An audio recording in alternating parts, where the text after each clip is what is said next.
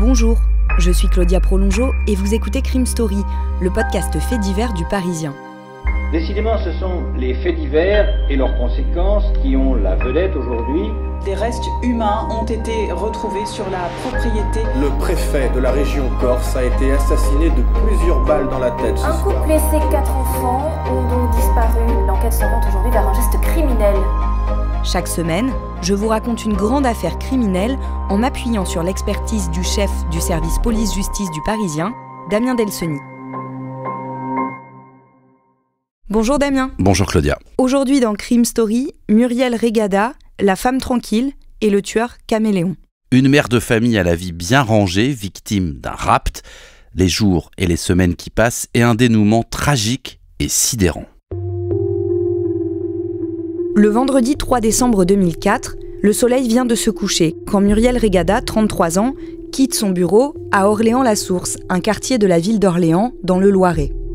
Voilà 2 ans qu'elle travaille comme secrétaire à l'agence de l'eau Loire-Bretagne. Muriel est une femme discrète, mais décrite comme à l'aise dans son travail et avec les autres. Elle mesure 1m68, a les cheveux au burn coupés courts, elle est avenante, sympathique et appréciée. Ses centres d'intérêt se concentrent essentiellement autour de sa vie de famille, à savoir son mari, Daniel, et leurs 2 enfants, des petits garçons de 4 ans et 18 mois, prénommés Hugo et Lilian. À 17h30 environ, Muriel monte dans sa voiture, un monospace gris. 20 minutes plus tard, elle arrive devant l'immeuble où elle vit, à la résidence des Pervenches, à la chapelle Saint-Mémin, le long de la nationale 156. C'est un petit complexe d'immeubles aux façades jaunes. Celui de Muriel compte 2 étages et 4 emplacements fermés pour se garer au rez-de-chaussée. Muriel vit avec son mari et ses enfants dans un appartement du 2e étage, et ils ont au rez-de-chaussée, juste à côté de la porte d'entrée de l'immeuble, un box, dans lequel elle a l'habitude de garer sa voiture. Elle se dirige vers ce box. Au 1er étage de l'immeuble, une voisine est en train de fermer ses volets. Elle voit la voiture de Muriel et une autre voiture, grise, qui s'approche d'elle. L'homme au volant l'interpelle. Une conversation entre eux s'engage. Le moteur tourne toujours. La voisine, qui ne peut pas imaginer la scène qui va suivre, s'éloigne de sa fenêtre. Quelques secondes plus tard, elle entend du bruit et regarde à nouveau. L'homme, intégralement vêtu d'une combinaison blanche, comme on en utilise pour les travaux de peinture, fait entrer de force Muriel dans sa voiture grise qui démarre en trombe. Les pneus crissent et le véhicule qui transporte la secrétaire disparaît dans la nuit. La voisine des Reigada est tétanisée. Elle ne sait pas précisément ce à quoi elle vient d'assister, mais elle sait qu'il faut vite qu'elle prévienne Daniel. Elle monte alors à l'étage du dessus et tambourine à la porte. Daniel est chez lui, avec les 2 enfants qu'il a récupérés à l'école et à la crèche. Il ouvre la porte et découvre sa voisine, livide, encore en état de choc. Après avoir écouté son récit, Daniel dévale les escaliers et court jusqu'au box. Il trouve en effet la voiture de sa femme, portière côté conducteur ouverte. Son sac à main est par terre et son téléphone portable est abandonné sur le siège. Il appelle la police. Damien, les policiers arrivent sur place une dizaine de minutes après. La première chose que vont faire les policiers, c'est qu'ils vont constater que la voiture de Muriel est là, qu'elle n'est pas fermée, et en effet que la scène qui leur est décrite par la voisine ressemble bien à un enlèvement. Alors, il se pose quand même la question d'un départ volontaire qui aurait pu être potentiellement mis en scène par Muriel Reigada, mais en tout cas, la voiture est là, les papiers sont là, le téléphone est là. On a quand même l'impression qu'il y a une scène extrêmement violente et subie par Muriel Reigada. Ils s'intéressent donc à la personnalité de Muriel et à sa vie de famille. Oui, ils vont faire une enquête rapidement de voisinage et d'alentour en fait. Ils établissent assez vite que Muriel Reigada, elle a une vie on ne peut plus rangée. Elle adore son mari, qu'elle qualifie d'ailleurs de perle à chaque fois qu'elle en parle. Son mari l'aime aussi beaucoup. Ils s'occupent tous les 2 de leurs enfants de manière harmonieuse. Son grand bonheur à elle, en fait, c'est la famille. C'est ce qui ressort de cette enquête. Donc ça ne colle pas avec une fugue, même une fugue amoureuse, d'autant qu'elle n'a rien laissé. Pas de lettres, pas de messages. On l'a dit, elle a 2 enfants, dont un qui a 18 mois. Donc cette disparition volontaire, elle ne colle pas du tout avec le profil de Muriel. Les policiers apprennent aussi que Muriel a eu sa mère au téléphone dans la journée. Elles sont très proches avec sa maman, donc elles s'appellent assez souvent. Et effectivement, le dernier contact qu'elle a eu avec sa maman remonte au matin même de sa disparition. Sa maman va être appelée par les policiers. Elle va dire moi voilà, effectivement je l'ai eu ce jour-là. Elle m'a simplement dit que tout allait très bien. Elles ont discuté ensemble des cadeaux de Noël, puisque Noël approche à ce moment-là, et les cadeaux qu'il fallait faire aux uns et aux autres. Muriel et son mari devaient d'ailleurs se rendre en Alsace quelques jours plus tard pour passer les fêtes de fin d'année en famille. Donc pour la maman de Muriel comme pour les policiers, la fugue ne tient pas. Pour eux, Muriel a bel et bien été enlevée. Cela fait 8 jours que son mari et ses 2 enfants sont sans nouvelles. Dans ce quartier résidentiel de la Chapelle-Saint-Mémin, une banlieue très tranquille d'Orléans, c'est l'incompréhension. Chacun en tout cas exclut la possibilité d'une disparition volontaire. Orléans n'est pas une ville connue pour sa criminalité. Au contraire, elle a la réputation d'être plutôt calme et sûre. Par ailleurs, les enlèvements ont tendance à être liés à des crimes crapuleux et au trafic de drogue. Or, Muriel n'a absolument jamais trempé dans des affaires de ce type.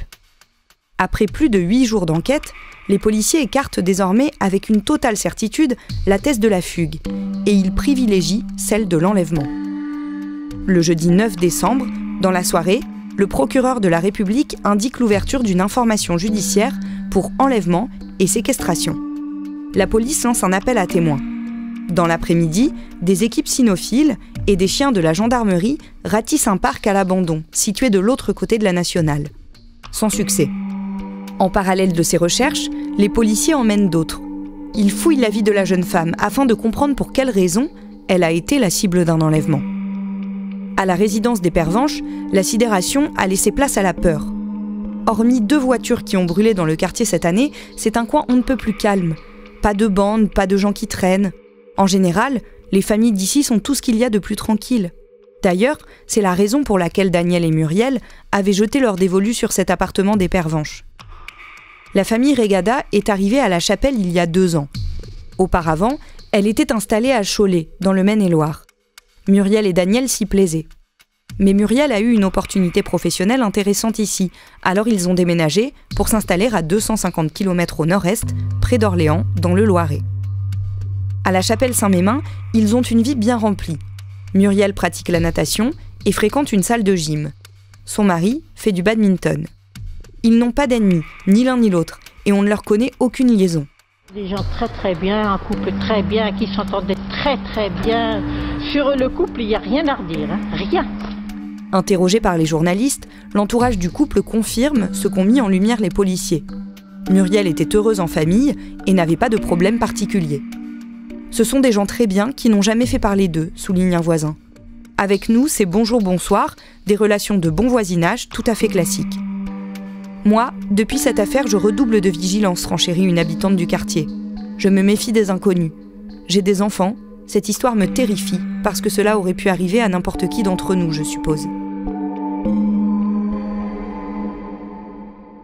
Damien, le mari de Muriel, Daniel, est entendu. Oui, parce que dans toutes ces enquêtes, on commence souvent par le cercle proche, le cercle familial, et donc par le mari lorsqu'une femme disparaît. Il va être interrogé assez longuement et assez précisément par les policiers. Il est certain qu'il n'a pas réalisé lui-même l'enlèvement, puisque la témoin, cette voisine qui a vu la scène de sa fenêtre, a ensuite été chercher Daniel qui était chez lui avec ses enfants. Donc c'est pas Daniel qui a enlevé sa femme, mais les policiers ont, dans les hypothèses de travail, la possibilité qu'il ait commandité cet enlèvement et qu'il l'ait peut-être, en quelque sorte, sous-traité à d'autres.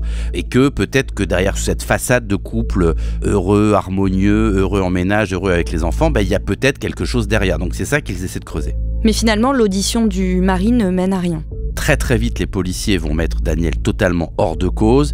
Ils ont la certitude qu'il n'a rien à voir avec l'enlèvement de sa femme.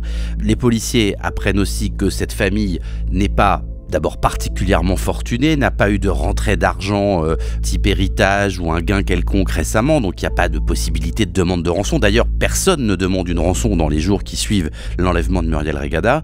Donc cet enlèvement, il est extrêmement mystérieux parce que on enlève cette femme, on n'a plus de nouvelles, pas de demande de rançon, aucune raison particulière, ils doivent pas d'argent, ils n'ont pas de dette.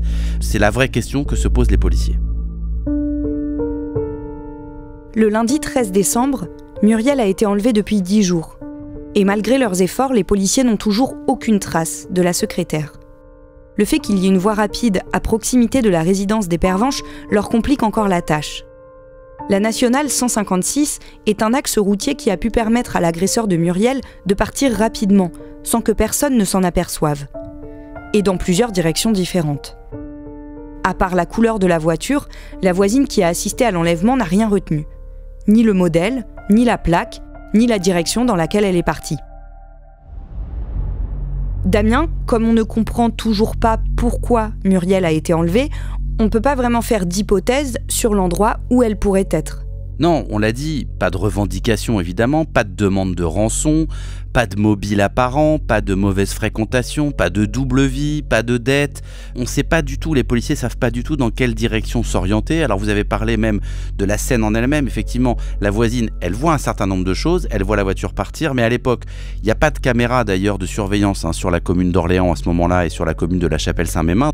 On l'a dit, le portable de Muriel, il est resté dans sa voiture, dans le box, donc il n'y a pas moyen non plus de suivre le déplacement de Muriel et de ses ravisseurs de cette manière-là. Donc, il n'y a pas de piste flagrante. On ne sait pas s'il faut chercher du côté de la famille, des voisins, des relations de travail ou des hommes connus dans la région déjà pour des agressions sexuelles. C'est un peu le flou total. La seule indication qu'ils ont quand même grâce au témoignage de la voisine, c'est le fait que les hommes, et je dis bien les hommes qui ont enlevé Muriel, étaient deux puisque la voisine décrit un homme qui la charge à l'arrière de la voiture avec lui et la voiture qui démarre, donc il y a un chauffeur, donc ça c'est pareil, ça ajoute au mystère, c'est donc un enlèvement commis à minima par deux personnes. Les enquêteurs de la police judiciaire d'Orléans sont démunis. Face à tous ces questionnements, ils en sont même à se demander à un moment donné s'il n'y a pas eu méprise, c'est-à-dire si les ravisseurs se sont pas trompés de personne, ils ont enlevé Muriel à la place de quelqu'un d'autre. Et d'ailleurs pour la maman de Muriel, ça ne peut être que la seule hypothèse, car elle dit que de toute façon si sa fille avait eu des inquiétudes ou qu'elle avait reçu une quelconque menace, elle lui en aurait tout de suite parlé. Sauf qu'un second témoignage va tout changer. Ce témoignage, il va venir d'une femme. Et pour la première fois depuis le début de l'enquête, ce témoignage, il va mettre les policiers sur une vraie piste.